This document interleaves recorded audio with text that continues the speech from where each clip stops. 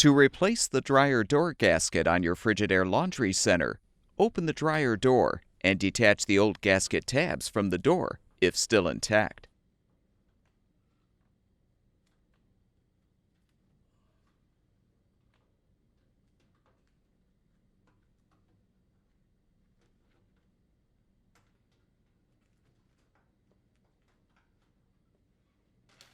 To install the new door gasket, insert the tab from the appropriate end of the gasket into the large slot on the left side of the door.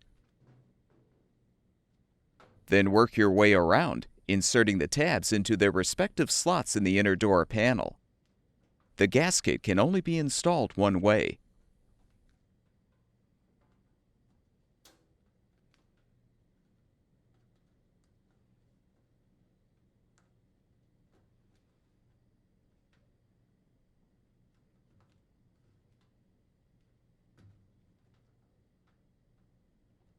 With the opposite end of the gasket secured in the large left side slot, confirm the door closes and seals properly.